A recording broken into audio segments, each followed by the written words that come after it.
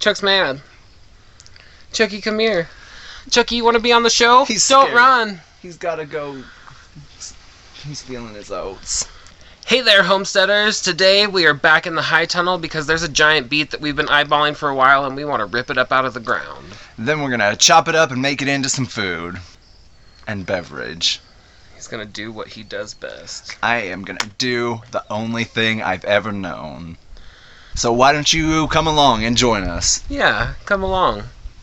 Join us. Join us. One of us.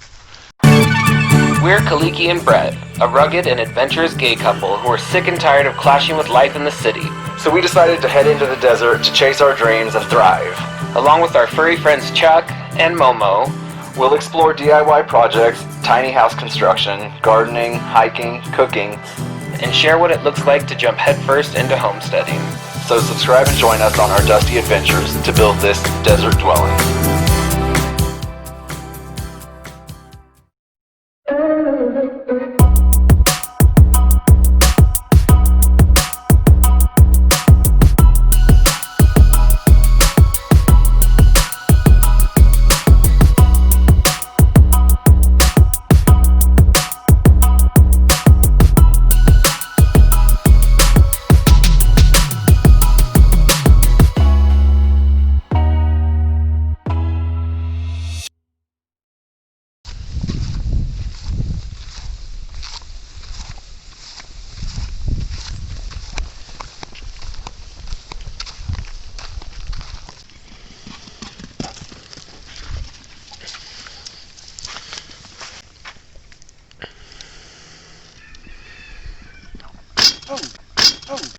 Oh, jeez, Momo.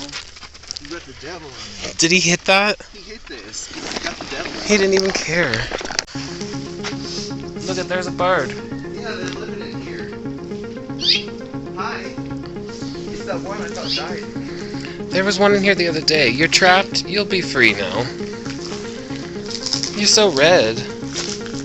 You don't want to be in here. You're so cute. It's like a house finch, I think. I don't know. You're so cute. Don't be scared. Ooh-wee! Ooh-wee! Ooh-wee! I swear this is the one I saw in here like 2 weeks ago. It's probably... What? You should live here. You're beautiful. That's the way you get in and out. Bye. So a lot of the greens died back on this giant beet, but it's definitely still alive. You can see all these tender young greens right there in the center. So big, so strange. So let's get this sucker out of the ground.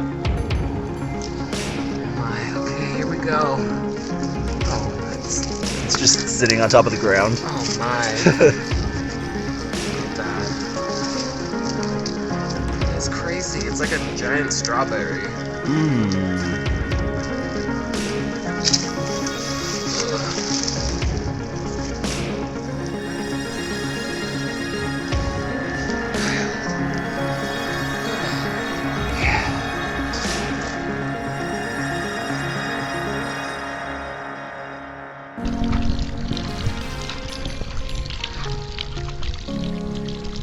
That's so crazy. It's such an interesting shape. I wonder if this is one of the cylindra beets that we planted. I feel like it's several beets that came together. I don't know for sure, but that's kind of what, because there's so many different like lines in it.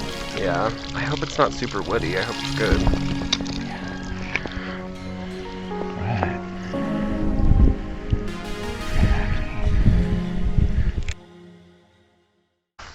Alright, so since we pulled that massive beet out of the ground and we've been harvesting quite a few lately, I want to get some beets back in the ground. Just like one of our previous episodes where I was talking about planting radishes and garlic in the high tunnel over winter, I'm not so sure that this is totally going to work out, but I've also heard that if you plant beets in fall and they start maturing over winter during the colder temperatures, then they end up being a lot sweeter of a beet. So I'm really excited to test that out. So I have 4 different kinds of beets that I want to plant today. I've got this cylindra beet. We've had them before and they're just more of a cylindrical, long sort of beet. Then we have the Furacugel. I'm not sure if that's how you say it. So it's an heirloom round red root with vigorous and abundant greens that's disease resistant. I kind of have a sneaking suspicion that this is what produced that giant beet that we picked today. I'm not sure though. We'll have to test it out and see. Then we also have one that I think is pretty common. It's a Detroit dark red beet. I actually have two different types of that kind. And then one of our favorite ones is the Touchstone gold beet. We love these gold beets. They're really mild, don't have as much of that heavy, earthy flavor that beets can have. It's a little bit lighter. It's great for summer salady sort of thing. So I dug up a few trenches over here that I'm going to get these in the ground. You want to plant them about 1 inch deep, I believe. And then I think what I read was like 6 inches apart. I don't know, and then you end up thinning them a lot.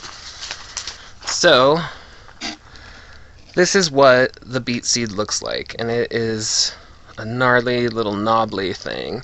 And it's actually a cluster of beet seeds.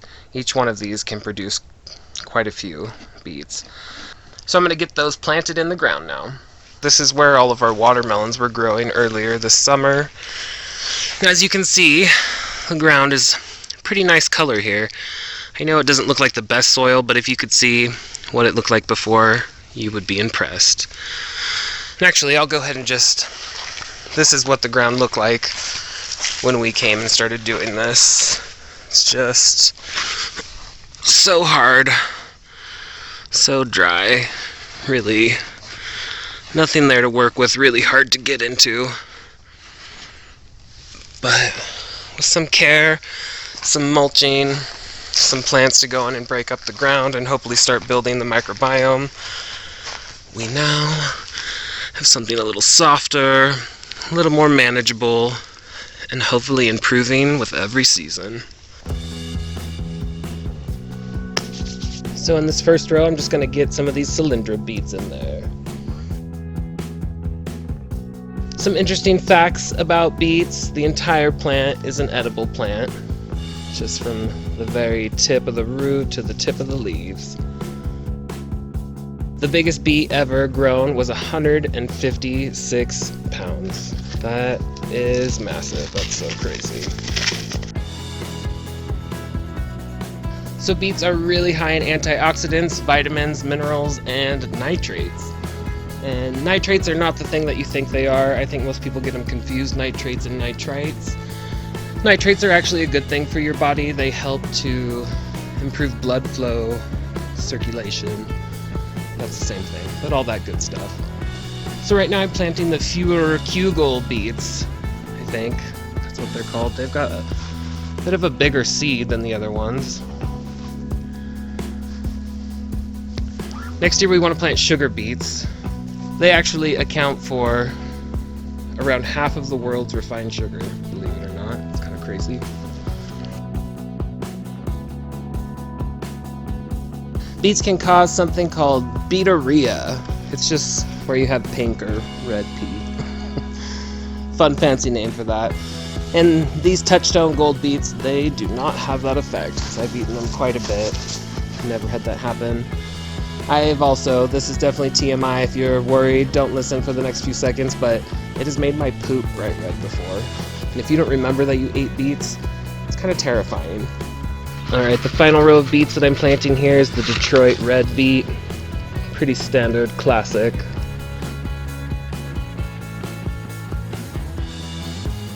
So a weird little tidbit that I learned while researching this episode is that taking favors in the beetroot field used to be a popular euphemism for prostitution. So that's kind of fun. And no, I'm not taking any favors in the beetroot field here today.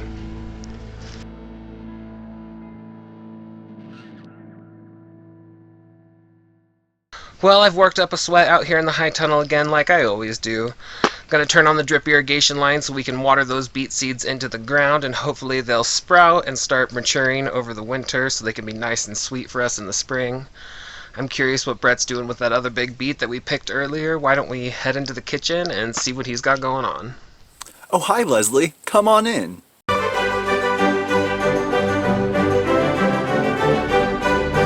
Since this beet is so big, I'm going to be making a couple different things out of it. the first thing I'm going to do is just chop some of it up and make a beet kvass, which is a fermented beet beverage. It uses lacto-fermentation, the lactobacillus bacteria. Momo, calm down. I've never tried it, but I've done a bunch of other ferments that are similar, like sauerkraut and the jalapenos that we fermented in the last episode, which I'll show you a little bit later. They're not done yet, but they're working pretty nicely. They're starting to get a little bit like of a like a less bright color than they were as they ferment. So all I got to do first, I've rinsed off this beet. This beet is crazy. Scrubbed off all the dirt, and I'm gonna cut part of it up and just put a little bit of salt and water in a jar, and that's all I have to do for the kvass. And then with the rest of it, I'm gonna be making a warm beet salad. First, I'm just gonna go and cut all these greens off, just roughly, so I can kind of see what I'm working with. And then I'm just gonna toss these out in the yard. It's one of the nice things about cooking outside. You can just throw stuff wherever. You want some, chickies?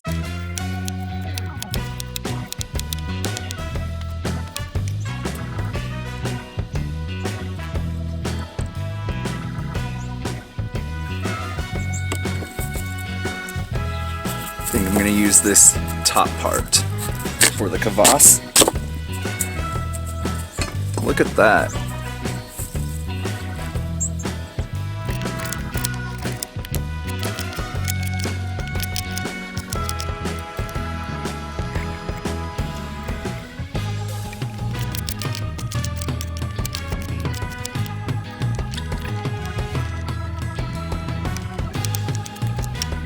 Okay, so I've got all the beets in the jar. Now I'm just going to take a tablespoon and half a teaspoon of salt and then fill this up with water. You don't want to use chlorinated water because that can mess with the fermentation process. And then use one of these weights that you've seen before if you've been watching our videos to make sure all the beets stay below the surface. Then one of these lids and pump out the air.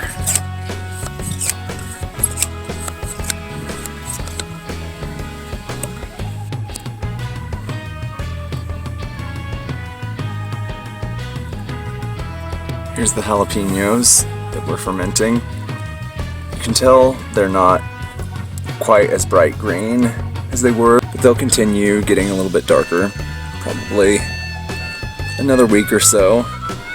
I mean, we could eat them now, but they'll just get better and better. So I've got the kvass done now. It's just got to sit there for 2 weeks or so. And then the other part of the beet is in the oven steaming.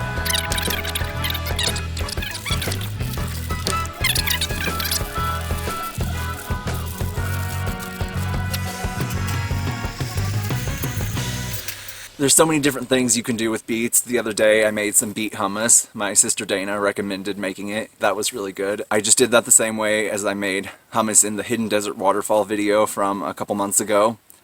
Just with a cup or so of beets added to it. So that's another thing you can do. What are some of the things that you guys like to do with beets? I'd be curious to know down in the comments. The beet's done cooking. It's been about an hour, and I'm just going to let that cool off enough to work with it so I can peel it and chop it up. And in that time, I'm going to start on the dressing. So here I've just got my pan warming up, and I'm going to add in some butter. My, nice and hot. Just added the onions to that, and I'm going to cook these for probably about 10 minutes or so until they caramelize and they'll get a lot smaller.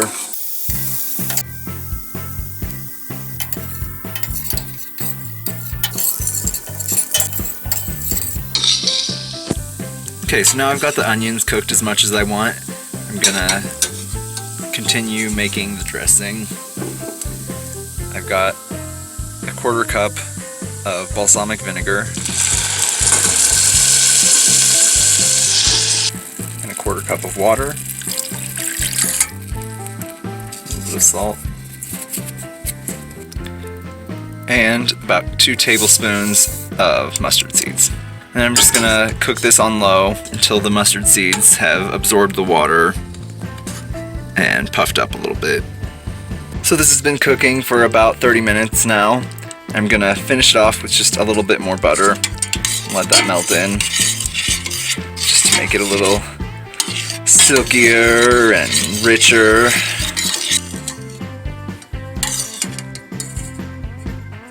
So beet's done cooking. I'm just gonna peel it. I think the easiest way to do this is just taking a rag and kind of wiping it off. You can see it just starts to come off. It's usually a little bit easier than this. I think this giant beet makes it a little crazy. Or maybe I didn't cook it quite long enough. I don't know. This is actually not working out very well. Okay, well, I'm gonna do something else to peel this. Alright, so since that didn't really work, I'm just gonna take a spoon and peel the skin off. And yeah, that's working a lot better.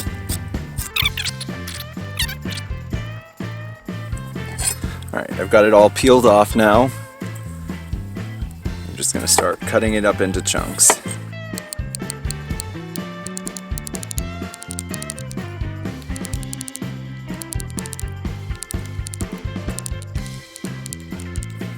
I'm gonna see if the chickens want this. Chicky, chicky! Come on! Chick, chick, chicky! And since no salad is complete without some greens, I'm gonna pick some arugula to add to it. So I've got a bunch of arugula picked. I'm gonna go ahead and get a couple of these young leaves of kale.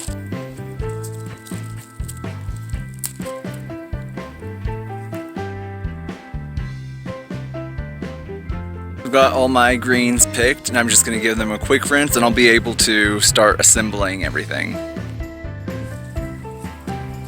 Just going to lay down some greens.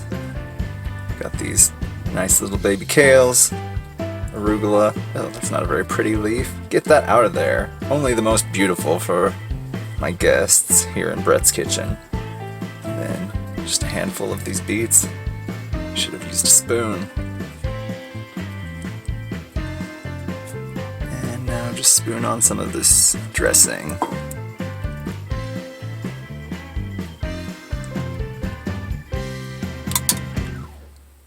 Alright, now it's time to go eat. Dinner is served. Or lunch. Beauty. That looks so nice. You'll tell me about it?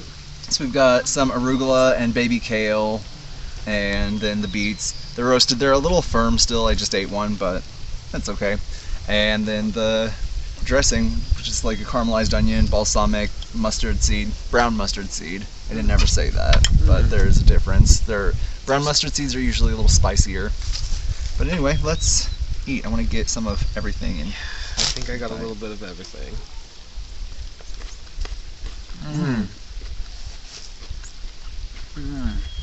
That's really good, Yeah. if I do say so myself. I really like this dressing. Yeah. Need to buy more vinegar now.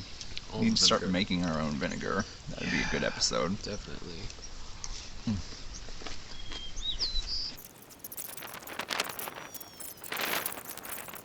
We hope you had as much fun watching us as we had eating this salad.